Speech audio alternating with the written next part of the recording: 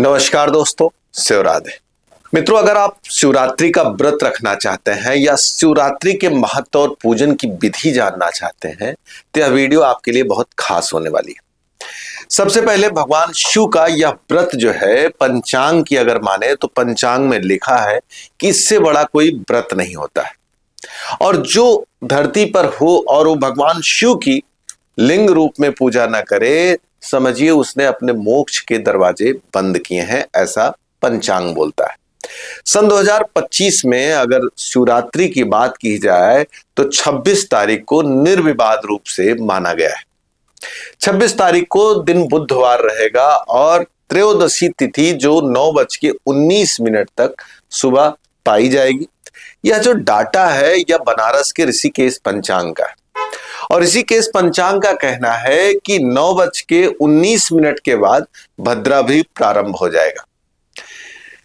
भगवान शिव की पूजा का जो विशेष अवसर है वो ऐसे तो पूरा दिन और रात्रि माना जाएगा, लेकिन अगर आप सुबह उठकर स्नान आदि करके भगवान शिव की विधि विधान पूर्वक पूजा करते हैं तो इसे और फलपूर्ण माना जाएगा। पूजा कैसे की जाए, क्या खाया पिया जाए, क्या वस्त्र पहना जाए, क्या तमाम चीजें हैं, उन सभी महत्वपूर्ण विषयों पे हम चर्चा करेंगे। लेकिन चर्चा को शुरू करने से पहले एक बात जरूर कहेंगे कि आप किसी भी कंडीशन में हो, भगवान शिव का यह अद्भुत व्रत जरूर करिएगा।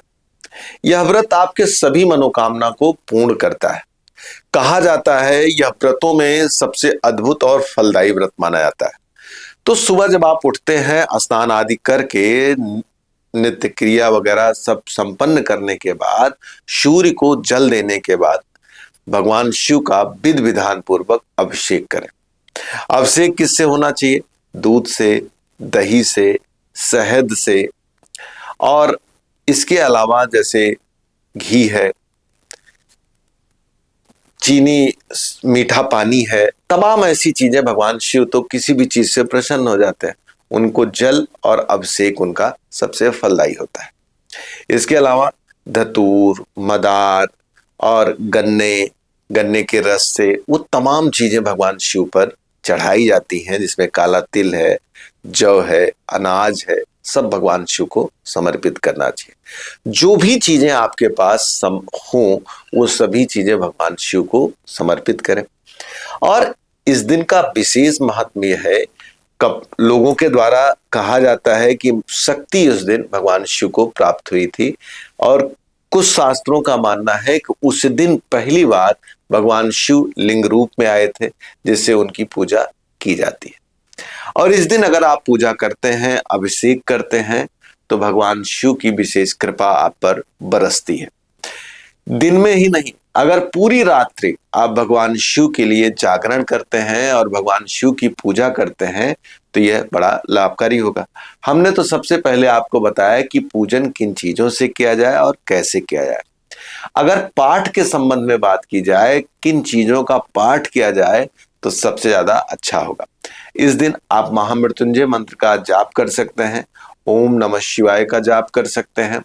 जैसे आप किसी बीमारी से परेशान हैं, स्वास्थ्य की समस्या है, अमृत संजीवनी मंत्र का पाठ जाप कर सकते हैं। ओम जूं शाह मम रक्ष रक्ष सहजूमु, ये आप मंत्र कर सकते हैं स्वयं के लिए। और आप महामृत्युंजय का जाप कर सकते हैं। इसके अलावा शिव तांडव है, आप इस दिन कर सकते हैं। जितनी भी विधाएं हैं भगवान शिव के लिए पूजन के लिए, इसमें से कोई भी अगर आप इस दिन करते हैं तो भगवान आपकी सभी मनोकामना पूर्ण करते हैं। अब विषय उठता है कि जो पहली बार व्रत रखना चाहते हैं, क्या उनके लिए उठाने लायक ईयर है कि नहीं है? बिल्कुल है। इस साल कोई मलमास नहीं बढ़ा था। आप इस साल अगर पहली बार आप इस प्रदोष व्रत को करना चाहते हैं तो बिल्कुल कर सकते हैं। कुछ माताएं, कुछ बहनें, कुछ भाई ऐसे होंगे जो कई सालों से ये व्रत रखते हैं। वो चाह रहे होंगे कि इस व्रत साल में क्या इसका उद्यापन कर दूं। ऐसे तो इस व्रत को अद्भुत व्रत माना जाता है, साल में एक बार आता है। अगर आपके पास यथाशक्ति हो तो आप बिल्कुल उद्यापन न करें, लेकिन अगर आपको लगता है कि अब हम नहीं रह सकते, बीमार है, परेशान है, तो आप इस व्रत को न रखें और उद्यापन करें, पूजन पाठ करते रहें, थोड़ा जो भी यथाशक्ति हो कर सकते हैं। कुछ लोगों के मन में होता है कि पूजन के बाद क्या हम कुछ ग्रहण कर सकते हैं भोज्य के रूप में। इस दिन साफ सुथरे वस्त्र के साथ साथ कोशिश करना चाहिए यथाशक्ति, अगर आप बिना कुछ खाए पिए रहते हैं तो ये बहुत श्रेष्ठ है। चलिए, अगर आप कुछ खाने के लिए सोच रहे हैं कि भाई चलो हम बिना खाए पिए नहीं रह पाएंगे, ऐसी कंडीशन में क्या करें, तो कोशिश करिए बिना नमक वाली चीज अगर आप लेते हैं तो उसे बड़ा शुभ माना जाता है। सबसे कम समझौता किया जा सकता है तो आप फलाहार करें, और नमक की चीजें थोड़ा सा, जैसे आलू वगैरह में आप नमक लेते हैं, मूंगफली वगैरह, इस तरह की चीजें लें, लेकिन ये सबसे लास्ट ऑप्शन होगा। पहले तो आप कोशिश करें कि बिना अन्न जल के रहें, भगवान शिव की आराधना करें, और मध्य रात्रि में अगर भगवान शिव की उपासना की जाती है तो उसे सबसे ज्यादा फलदायी माना जाता है। कोशिश करें इस दिन रुद्राभिषेक रखें, किसी प्राण प्रतिष्ठित जहाँ पे पारंपरिक रूप से उपासना की जा रही हो, या गंगा स्नान अगर आप इस दिन करते हैं तो आपके लिए बड़ा फ्रूटफुल होगा। ऐसे बहुत सारे महात्म है, जो बहुत सारे फल हैं, जब आप इस दिन अगर पूजन करते हैं तो आपको विशेष तौर से सुख और लाभ होगा। अब विषय उठता है कि जैसे किसी को शादी नहीं हो रही है, किसी को संतान सुख नहीं है, किसी के व्यवसायिक दृष्टि से विकास नहीं हो रहा, ऐसी कंडीशन में अगर आप चाहते हैं कि आपका विवाह हो जाए तो आप भगवान शिव की निराजल उपासना करिए। बिना जल और बिना कुछ खाए पिए अगर उपासना करते हैं तो यह बहुत फायदेमंद होगा।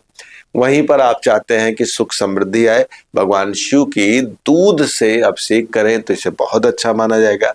अगर आप चाहते हैं कि स्वास्थ्य हमारा अच्छा रहे, इस दिन कुश के जल से अगर आप करते हैं भगवान शिव का अभिषेक तो इसको बहुत सुंदर और अद्भुत माना जाएगा। आपके जीवन में तमाम तरह की बाधाएं हैं जो भगवान शिव को पसंद है, जैसे धतूर है, मदार है, अगर आप इसको समर्पित करते हैं तो आपके जीवन में जो विरोधियों का प्रकोप है वह समाप्त होगा। वैसे भी अगर आप दिन भर चंद्रशेखराय त्राहिमाम, चंद्रशेखराय त्राहिमाम मंत्र जाप करते हुए पूरा दिन और रात्रि बिताते हैं तो आपके किए गई गलतियां और भूल जो आपको परेशान कर रही हैं उसको आसानी से क्षम्य किया जा सकता है। यह जो व्रत है अद्भुत है और बड़ा फलदायी है।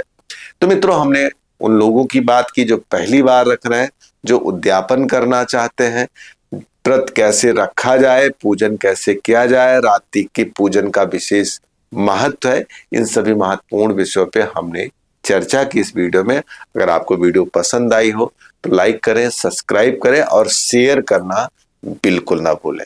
नमस्कार, से राधे।